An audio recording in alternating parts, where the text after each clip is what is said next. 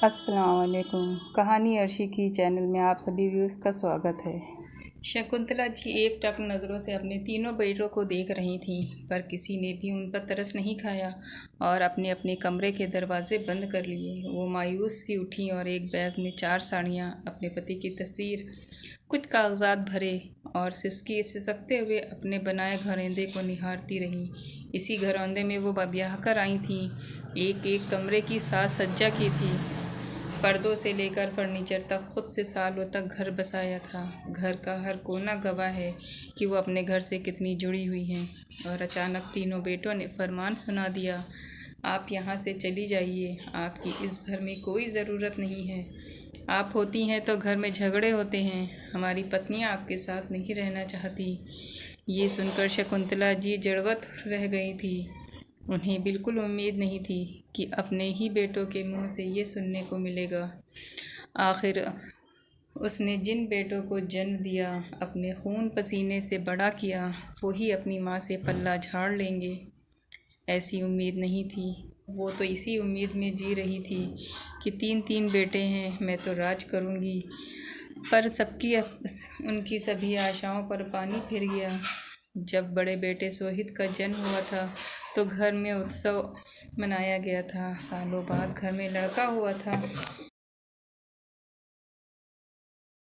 क्योंकि उनकी जिठानी गीता के 4 बेटियां थीं और सास पोते के इंतज़ार में पलके बिछाकर बैठी थी। जब शकुंतला जी ने लड़के को जन्म दिया तो घर में खुशियां आ गईं। सोहित पूरे घर का चहेता और लाडला था। सभी उसे घर सिर आंखों पर बिठाते। सोहित के बाद दूसरे बेटे नवीन का जन्म हुआ। नवीन छोटा था और अपनी हर बात मनवा लेता था। कोई भी गलती करता था तो उसके बड़े भाई पर डाल देता था। उसकी वजह से सोहित को डांट पड़ने लगी थी, इसलिए वो हर समय गुस्साया रहता था। नवीन के बाद तीसरे बेटे पंकज का जन्म हुआ। वो और भी ज़्यादा नटखट था और अब उसकी वजह से नवीन को डांट पड़ती थी। अपने बेटे की हरकतें देखकर शकुंतला जी फूली नहीं समाती थीं और हर समय अपनी किस्मत पर इतराती थीं। गीता जी के 4 बेटियां बड़ी हो रही थीं। इधर शकुंतला जी के 3 बेटे भी बड़े हो गए थे। जब गीता जी ने अपनी पहली बेटी की शादी की तो वो बहुत रोई थी। तब सास ने सुनाने का मौका नहीं छोड़ा था, अरे तू अभी रो रही है, मैं तो इसके जन्म पर ही रोई थी। लड़की ज़ात है, एक दिन चली जाएगी और साथ में दहेज भी ले जाएगी। अभी तो 3 बेटियां और हैं, ये बेटियां तो घर में होनी ही नहीं चाहिए। तभी उसके सबसे छोटी बेटी बोली, दादी आप ऐसा क्यों कहती हो, आप भी तो किसी की बेटी हो और जो 2 बहुएं घर से लाई हो वो भी तो किसी की बेटी ही हैं। शकुंतला जी की सास फिर गुस्सा करती और सब गुस्से में सबको लपेटे में ले लेती थी। शकुंतला जी अपनी जिठानी की 4 बेटियों को बहुत प्यार करती थी और चारों उन्हें अपनी छोटी माँ समान ही समझती थीं। बाकी 3 की तो भी शादियाँ जल्दी जल्दी ही कर दी।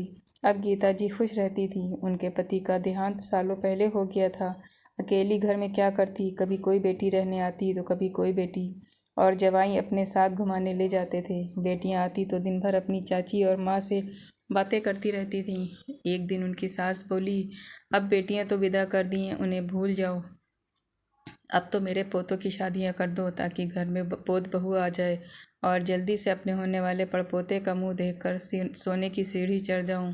सबसे पहले सोहित की शादी कर दी। शिल्पा उसकी पत्नी बनकर आई।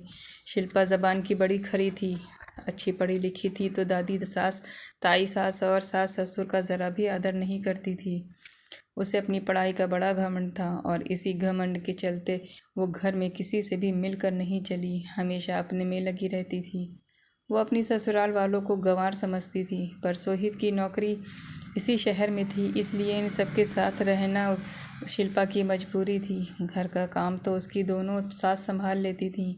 शिल्पा का मन करता तो काम करती, नहीं करता तो घूमने फिरने चली जाती। शकुंतला जी बहू के आने की उम्मीद लगाई थी, पर बहू उनके पास 2 मिनट भी नहीं बैठती, बस अपने काम से काम रखती और बाहर घूमने फिरने निकल जाती। शकुंतला जी बहू के लिए बहुत करती ताकि वो उनकी बेटी बन जाए, अपने मन में कहे, उनके मन की सुने, पर वो उसमें नाकाम ही रही। कुछ सालों बाद नवीन की शादी भी रूपा से कर दी ताकि दादी की इच्छा पूरी हो सके। वो अपने जाने से पहले अपने तीनों पोत बहू का चेहरा देखकर जाना चाहती थी। पंकज के लिए भी कोई लड़की मिल नहीं रही थी और उन्होंने बिस्तर पकड़ लिया था। तब नवीन की साली दीपाली से पंकज की शादी कर दी गई। शकुंतला जी ये सोचकर खुश हो रही थी कि दोनों बहनें एक ही परिवार से आ गईं, तो अब वो दोनों उनकी बेटी बनकर रहेंगी। वो तो बहू शिल्पा जैसी नहीं निकलेगी, लेकिन इस मामले में उनकी सोच एकदम अलग थी। दोनों बहनों ने आपस में गुटबाजी कर ली थी। अब वो दोनों बहनें अपने हिसाब से रहती थीं। इसी बीच दादी जी चली गईं और सोने की सीढ़ी चढ़ने तक का उनका सपना अधूरा रह गया। गीता जी अपनी बेटियों के साथ ही रहती थीं। कभी कोई बेटी अपने पास बुला लेती तो कभी कोई बेटी बुला लेती। वो अपनी नाती नातिन के साथ अच्छे से अपने दिन बिता रही थी। उनका समय बहुत अच्छा बीत रहा था। अब शकुंतला जी के मन में आ रहा था, काश उनकी अपनी भी कोई एक बेटी होती। तीनों बहुओं को अपनी ही अलग दुनिया थी। वो उनको साथ में रखना ही नहीं चाहती थी, उनसे दूर भागती थी। सास और जेठानी के जाने के बाद वो काफ़ी अकेली हो गई थी। कुछ ही समय बाद हृदयाघात से उसके पति का भी देहांत हो गया। सभी रिश्तेदारों ने समझाया, चिंता करने की ज़रूरत ही नहीं है। 3 बेटों और बहुओं और पोते पोतियों से भरा परिवार छोड़कर गए हैं। अब शकुंतला जी भी समय के साथ चलने लगी, घर में अपना मन लगाने लगी। अब तीनों बहुएं बिंदास हो गई थीं। एक दूसरे को कुछ भी कह देती और एक दूसरे के साथ लड़ने झगड़ने लगती थी। शकुंतला जी उनके काम को लेकर भी बहुत परेशान थी। लड़ाई और रोज़ रोज़ की चिक चिक से परेशान हो गई थी। काम करते ही तीनों अपने अपने कमरों में बंद हो जाती थी। शकुंतला जी उनसे बात करने को तरस जाती थी। वो अपने बेटों से कहती तो वो भी समझाते थे, कोई बात नहीं, आज नहीं तो कल बहुओं को समझ आएगी। पर अब बेटे भी उनसे दूर होने लगे थे। अब शकुंतला जी ज़्यादा अकेलापन महसूस करने लगी। तीनों बेटे बहुओं के गुलाम बन गए थे। धीरे धीरे कब उन्होंने घर के कमरे बांट लिए और उनको खाना खिलाने की भी जिम्मेदारी बांट ली, उन्हें पता ही नहीं चला। घर का बंटवारा हो गया था और अब एक शकुंतला जी अपने तीनों बेटों और बहुओं को अखरने लगी थी। बड़ी बहू शिल्पा 2 रोटी खिलाती थी, पर साथ में 10 ताने देती थी। और मंझली बहू जो करती वो छोटी बहू दीपाली भी करती थी। बड़ी बहू कहती, बड़ी हूँ तो क्या हुआ, क्या सारी जिम्मेदारी मेरी है? अभी जायदाद का बंटवारा करोगे तो दोनों छोटी देवरानियाँ अपना हिस्सा छोड़ देंगी क्या? क्या सारी जिम्मेदारी मेरी है? अभी जायदाद का बंटवारा करोगे तो दोनों छोटी देवरानी अपना हिस्सा छोड़ देंगी क्या? जब हिस्सा लेंगी तो फ़र्ज़ भी निभाएं। बीच की बहू रूपा भी अपनी सास को ताना देती थी, देख लो सासू माँ ना, बड़ी बहू काम आ रही ना छोटी बहू, पर मंझली बहू ही आपको 2 रोटी दे रही है। फ़र्ज़ तो बड़ी का होता है। वैसे भी जेठ जी तो घर परिवार के लाडले रहे हैं और छोटे देवर आपके लाडले रहे हैं। मेरे पति तो बीच में ही प्यार को तरसते रह गए, फिर भी उनकी पत्नी आपको 2 रोटी दे रही है। शकुंतला जी कड़वे घूंट पी जाती। बीच बीच में वो गीता जी से बात करके दिल हल्का कर लेती थी। वो उन्हें हिम्मत देती थी। शकुंतला जी की बहुओं में अब ठन चुकी थी और अब उन्हें कोई भी देखना नहीं चाहता था। तीनों के बच्चे बड़े हो रहे थे, उनमें झगड़े होने लगे थे। शकुंतला जी गेंद की तरह इधर उधर धक्के खाती रही। कभी किसी बेटे के घर खाना खाती तो कभी किसी बेटे के यहाँ खाना खाती थी। पर अब उनकी उपस्थिति में घर में सबके चेहरे लटक जाते थे। उन्हें लगता था कि घर में उनके किसी को ज़रूरत ही नहीं है। एक दिन वो सुबह छत से सोकर नीचे आईं तो उन्हें चाय की तलब लगी। तीनों ही बहुओं ने दरवाज़ा नहीं खोला। उन्होंने दरवाज़ा बजाया तो बेटे बाहर आए और बोले, माँ आप क्यों बहुओं को परेशान करती हो?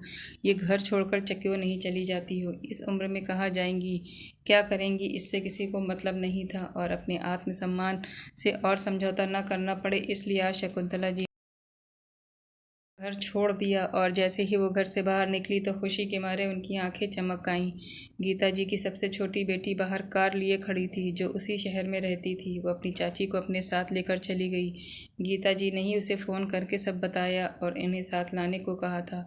उसने अपने एडवोकेट पति को सारी बात बताई और कागजात दिखाए तो वो भी हैरानी से बोला, चाची जी घर पर आपके तीनों बेटों का कोई हक नहीं है। ये घर तो दादाजी अपने दोनों बेटों के नाम किया था और जब दोनों बेटे नहीं रहे तो ये घर मम्मी जी और आपके नाम हो गया है। पति की संपत्ति की उत्तराधिकारी पत्नी ही होती है। आप दोनों इसकी बराबर की हकदार हैं। आप चाहे तो अपने बेटों पर मुकदमा करके घर वापस ले सकती हैं और उन्हें घर से बेदखल कर सकती हैं। अपनी बेटी जवाई के मुंह से ये सुनकर शकुंतला जी हैरान रह जाती हैं, पर वो उस समय कुछ जवाब नहीं देती है। अगले दिन गीता जी बड़ी बेटी के घर से वापस आ जाती हैं और पूछती हैं, शकुंतला तूने क्या सोचा? भाभी, मैंने कुछ नहीं सोचा। मैं कुछ करने की सोचूंगी तो लोग क्या कहेंगे। एक माँ अपने ही बेटों पर मुकदमा कैसे कर सकती है। रिश्तेदार और समाज वाले क्या कहेंगे। शकुंतला, जब तेरे 3 बेटों ने मिलकर माँ को घर से निकाल कर बेघर कर सकते हैं तो एक माँ भी मुकदमा कर सकती है। इसमें गलत कुछ नहीं है। अभी तेरे बेटे तेरी सेवा करते तो तू आज क्या उन पर मुकदमा करती। अपना घर भी लेना ज़रूरी है, नहीं तो इस बुढ़ापे में कहाँ धक्के खाएगी। कौन तुझे अपने घर में रखेगा। शकुंतला जी बात समझ में आई। उन्होंने अपने जवाई पर पूरा भरोसा किया और तीनों बेटों के खिलाफ मुकदमा कर दिया। नोटिस मिलते ही तीनों बेटों के होश उड़ गए। आखिर माँ ऐसा कैसे कर सकती है। अगले दिन कोर्ट में सब हाजिर थे। शकुंतला जी अपनी बात कही। मेरे तीनों बेटों ने मुझे अपने घर से निकाल दिया है, इसलिए मुझे अपना घर वापस चाहिए, जहाँ पर ये तीनों अपने परिवार समेत रह रहे हैं। इन तीनों को मान की 2 वक्त की रोटी भारी लगती है, सो मैं इन्हें अपना घर क्यों दूँ। ये घर मेरे पति के हिस्से का है, जिसमें मेरी जिठानी भी बराबर की हिस्सेदार हैं। मुझे अपना घर वापस चाहिए। पति के जाने के बाद मेरा भरण पोषण कैसे होगा। तो मैं ये भी चाहती हूँ कि मेरे तीनों बेटे हर महीने एक निश्चित राशि मुझे भेजें, ताकि मैं इज्जत की 2 रोटी खा सकूँ। माँ, आप ये क्या तमाशा कर रही हैं। अपने ही बेटों को कोर्ट में घसीटते हुए शर्म नहीं आई। आपका केस वापस लीजिए। हम तीनों आपको 2 वक्त की रोटी दे देंगे। फालतू में कोर्ट के चक्कर नहीं लगाने हैं हमें। सोहित ने कहा। मम्मी जी, अब तक जो हुआ सो हुआ, सब भूल जाइए। आप बारी बारी हम तीनों के पास रह लीजिएगा। 4-4 महीने की रख लेते हैं। बेकार ही हम सबके मायके में भी हमारी इज्जत उतर गई कि आपने अपने ही बेटों पर केस कर दिया। शिल्पा ने समझाया। लेकिन शकुंतला जी ने ठान लिया था, वो अब जीत कर जिएंगी, इज्जत की रोटी खाएंगी, वो किसी की क्यों सुने। यह बात जब घर खाली करने की आई तो बेटे बहू मीठा बोल रहे हैं, वैसे रोज़ कड़वी बातें सुनाते थे। तुम सब कान खोलकर सुन लो। अब मैं किसी की कोई बात नहीं सुनूंगी। ये मेरा हक है और मैं इसे लेकर ही रहूंगी। तीनों अच्छा कमाते हो और अपने परिवार को लेकर किराए के घर में भी रह सकते हो, और तीनों हर महीने मुझे खर्चा भेजोगे। मेरी बस इतनी मांग है। बड़ी बदकिस्मत हूँ मैं, जो मुझे ये सब करना पड़ रहा है। काश तुम लोग अपने संस्कार भूले नहीं होते। काश तुम अपनी माँ की कदर करते तो तुम्हें आज ये दिन देखना नहीं पड़ता। घर की इज्जत बाहर उछलती है तो उसके छोटे छींटे सब पर आते हैं। कोर्ट ने कुछ महीनों बाद फैसला सुनाया। शकुंतला जी ने घर के कागजात दिखाए और बेटों को घर खाली करना पड़ा। उन्होंने बाकी के कमरे किराए पर लगा दिए और एक कमरे में खुद रहने लगी। तीनों बेटे उन्हें हर महीने खर्चा भी भेजने लगे।